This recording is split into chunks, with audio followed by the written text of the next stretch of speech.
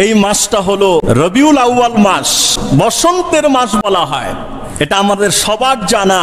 রবিউল আউয়াল মাসে সে মহানবী হযরত মুহাম্মদ রাসূলুল্লাহ সাল্লাল্লাহু আলাইহি ওয়াসাল্লামের জন্মের মাস হলো রবিউল আউয়াল মাস। নবী করিমের জন্ম হয়েছে 570 খ্রিস্টাব্দে, হিজরতের 53 বছর আগে। নবী করিম বেঁচে ছিলেন সর্বসাকুল্যে 63 বছর। 63 বছর কত মাস হয়? 756 মাস। কতদিন হয়? 22,302 দিন। 22,302 দিন, 756 মাস, বছরের গণনায় 63 বছর। নবুয়তের আগে নবী জীবনের 40 বছর, নবুয়তের পরে মক্কায় ছিলেন 13 বছর, মদিনায় ছিলেন 10 বছর। কত বছর হলো? 63 বছর। নবী করিমের জীবনীটাকে, 63 বছরের পূর্ণ জীবনকে সিরাতুন নবী বলা হয়। সিরাতুন নবীর মানা কি? সিরাত মানে জীবনী, আর আন-নবী মানে রাসূলুল্লাহ সাল্লাল্লাহু আলাইহি ওয়াসাল্লাম। সিরাতুন নবীর অর্থ হলো নবীর 63 বছরের জীবনীর যে কোনো দিকদর্শন নিয়ে আলোচনা করা, বাস্তবায়ন করা, ওটা শোনা, ওটাকে নিজের জীবনে প্রতিফলিত করা। গোটা জিন্দেগির যা আছে A to Z, first to last, পুরাটাকেই নবী করিমের জীবন আদর্শ সিরাতুন নবী বলা হয়। আরেকটা হলো মিলাদুন নবী। মিলাদ অর্থ হলো জন্ম, আর নবী মানে হলো রাসূলুল্লাহ সাল্লাল্লাহু আলাইহি ওয়াসাল্লাম। মিলাদুন নবীর মানা কি? নবী করিম সাল্লাল্লাহু আলাইহি ওয়াসাল্লামের জন্ম মুবারক। আচ্ছা, মানুষের জন্ম হয় কয় মাস লাগায়া, কয় দিন লাগিয়ে, কয় বছর লাগায়া? বলেন। একজন মানুষের জন্ম গ্রহণ করতে গিয়ে একদিন লাগে? কয় দিন লাগে? 1 ঘন্টা, আধা ঘন্টা, 2 ঘন্টা, 5 ঘন্টা, 7 ঘন্টা, 10 ঘন্টা। পেশেন্টের অবস্থা অনুযায়ী অনেক সময় সময়ের এদিক সেদিক হয়।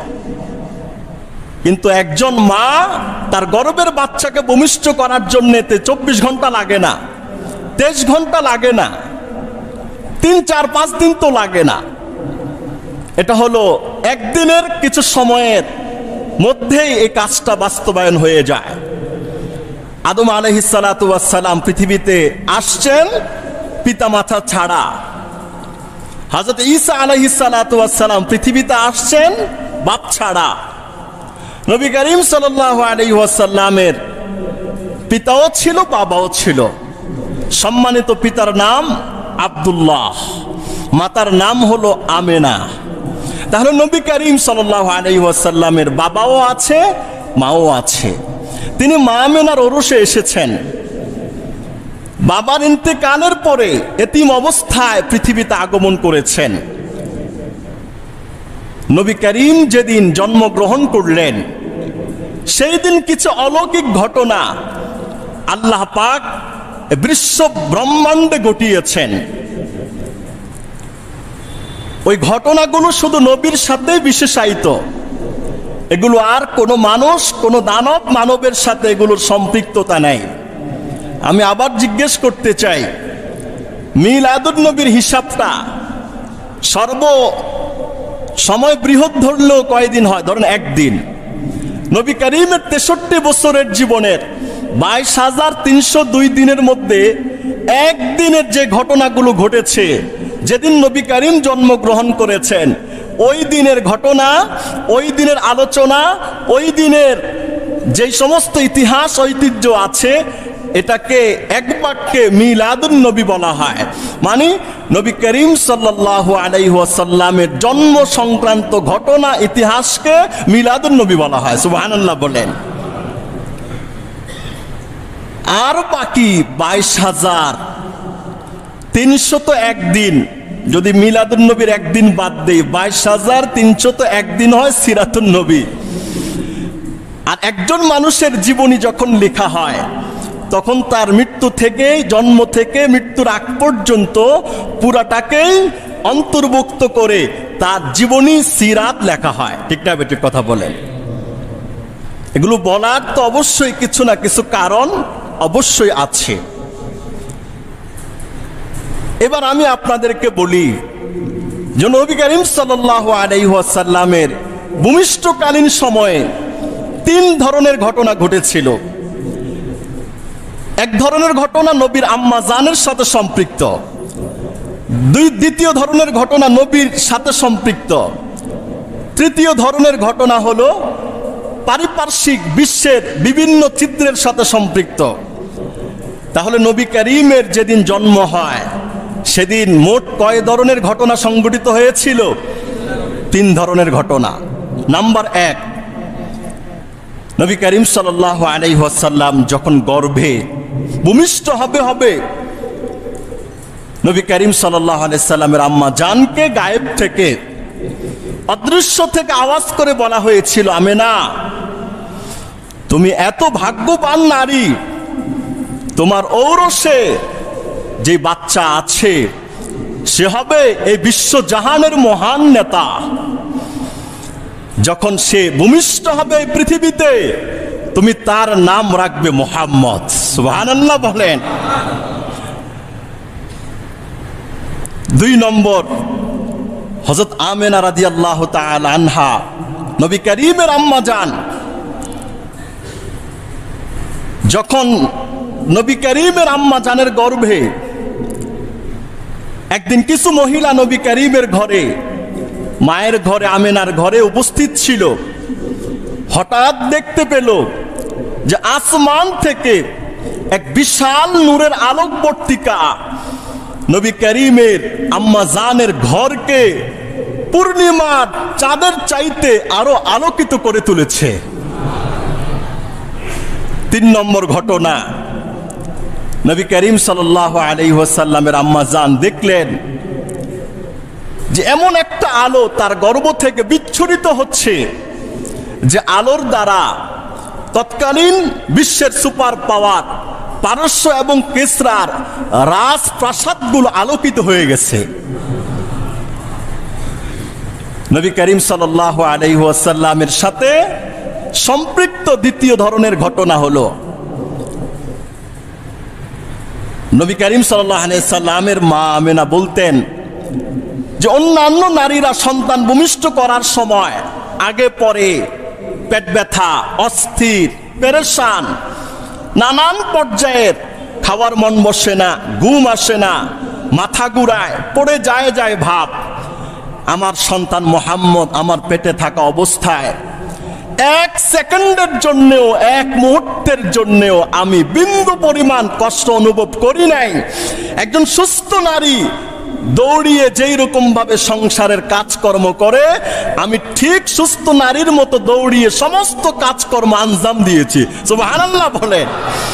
কারণ আছে, কারণ হলেন আল্লাহ পাক নবী করিমকে পৃথিবীর জন্য পাঠিয়েছেন রহমত স্বরূপ।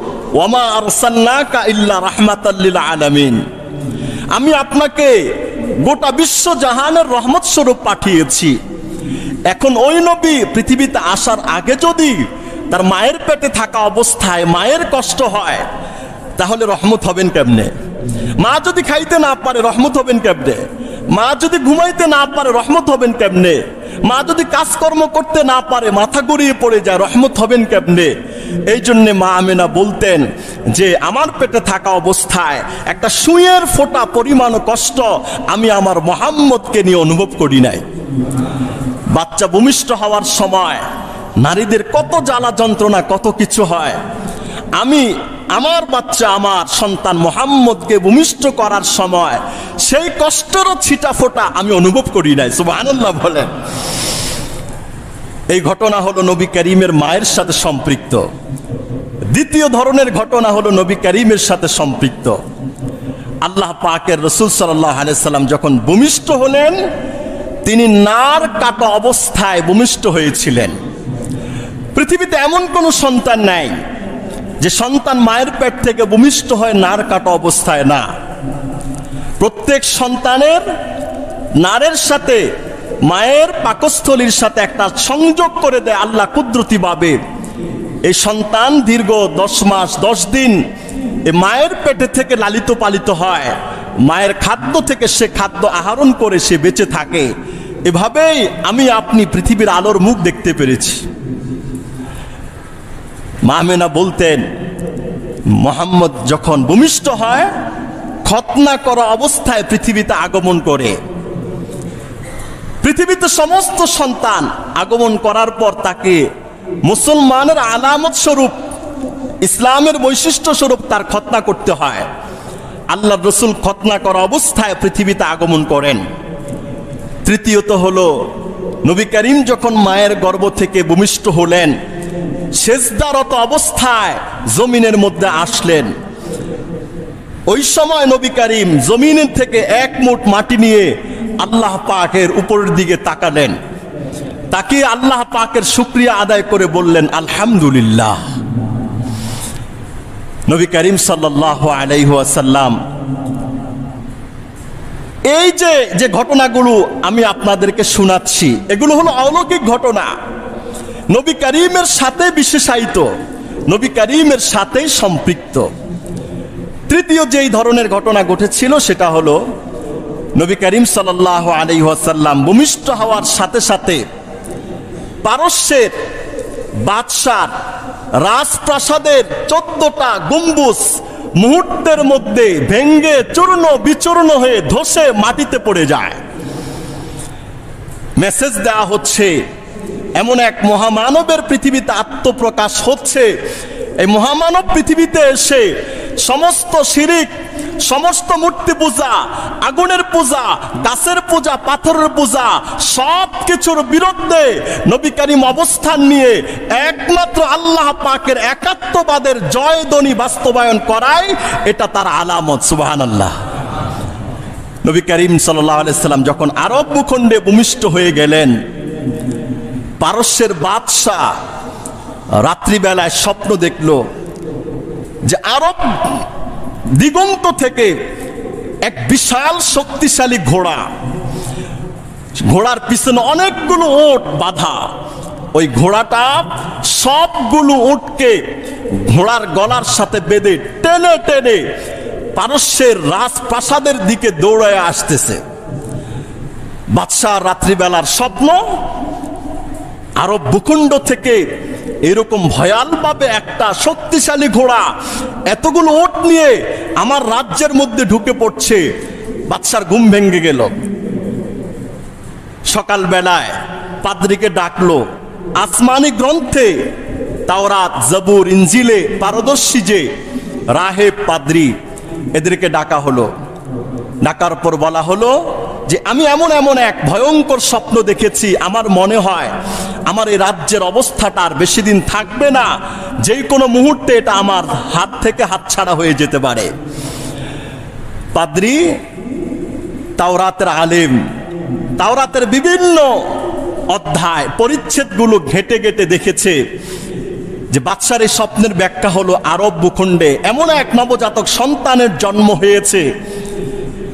ভবিষ্যৎবাণী করেছে তাওরাতের মধ্যে ওই সন্তানের আগমনের পরবর্তী সময়ে কিসরা এবং পারস্যের রাজত্বকে আল্লাহ তাআলা মুহাম্মদুর রাসূলুল্লাহ সাল্লাল্লাহু আলাইহি ওয়াসাল্লামের হাতেই ন্যস্ত করে দিবেন।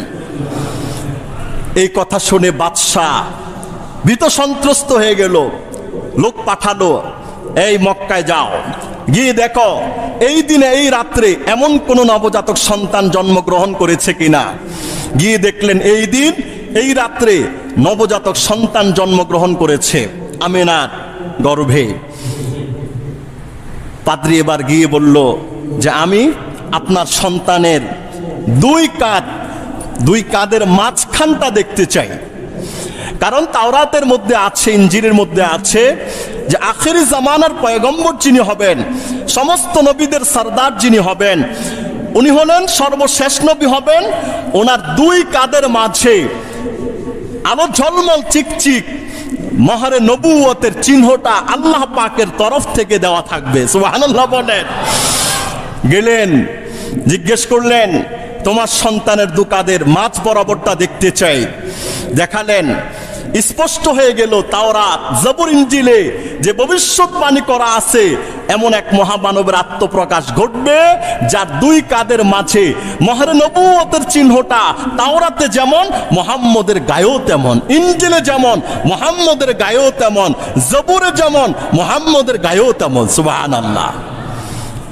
এবার আর বুঝতে বাকি রইল না এই কথা। এই অবস্থা দেখে ওই পাদ্রী আসমানি গ্রন্থের আলেম বেহুশ হয়ে মাটিতে পড়ে যায়।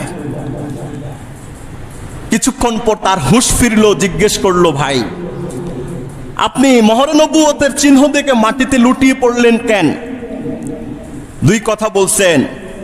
এক নম্বর হলো, আমি যখন এই বাচ্চার দুই কাদের মাঝে মোহরে নবুয়তের চিহ্ন দেখেছি, আমার কাছে অত্যন্ত ভালো লেগেছে এটা যে আখেরি পয়গম্বরের আগমন পৃথিবীতে হয়েছে। দ্বিতীয় একটা বিষয় খারাপ লেগেছে, সেটা হলো সারা জীবন আমরা মনে করতাম আখেরি পয়গম্বর আসবেন বনি ইসরাইলদের ধারাবাহিকতায়, বনি ইসরাইলদের সম্প্রদায়ের মধ্যে আসবেন, কিন্তু না, সেই ধারাবাহিকতা চিহ্ন করে ইসমাইলি বংশে আল্লাহ তাআলা আখেরি পয়গম্বরকে দিয়েছেন। আবার ইনি সমস্ত নবীদের সর্দার। এটা দেখে শুনে আমার কাছে খারাপ লাগলো, এজন্য আমি অজ্ঞান হয়ে মাটিতে লুটে পড়লাম। এই যে আমি আপনাদের কাছে নবী জন্মের 3 ধরনের অলৌকিক ঘটনা আপনাদেরকে শুনিয়েছি, সবগুলোর ঘটনার বাস্তবতা কি?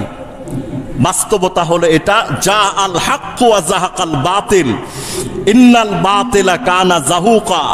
সত্য এসে গেছে, মিথ্যা দূরীভূত হয়ে যাবে এবং মিথ্যা নিশ্চিহ্ন হবেই হবে। এটার পূর্বাভাস হলো কাবা শরীফে মক্কার কুরাইশরা বিশাল বড় বড় মূর্তিগুলো তারা সাজিয়ে অর্চনা উপাসনা করত। নবী জন্মের সাথে সাথে কাবার অভ্যন্তরে থাকা মূর্তিগুলো আল্লাহ পাকের দরবারে সেজদায় লুটিয়ে পড়ে যায়। সুবহানাল্লাহ বলেন। আচ্ছা, এটার নাম হলো মিলাদুন নবী। এটা তো আমরা সবাই জানি। আখেরি নবীর উম্মত হয়েছি আমরা, কি এতে কি খুশি না বেজার? আচ্ছা, আমাদের নবী জন্ম না হলে কি আখেরি নবী হতে পারতাম? নবী না আসলে, নবীকে না পাঠালে আল্লাহ আসমান জমিনকে বানাইতেন? চাঁদ সূর্য বানাইতেন? কিচ্ছুই তো বানাইতেন না। সুতরাং নবী পৃথিবীতে আগমন করেছেন এবং আমরা সর্বশ্রেষ্ঠ উম্মত হতে পেরেছি এবং সর্বশ্রেষ্ঠ নবীর উম্মত হতে পেরেছি। এটা আমাদের খুশির বিষয়, এটা আমাদের আনন্দের বিষয়, এটা আমাদের ভালো লাগার বিষয়, এটা আমাদের উৎফুল্লতা গৌরব করার বিষয়।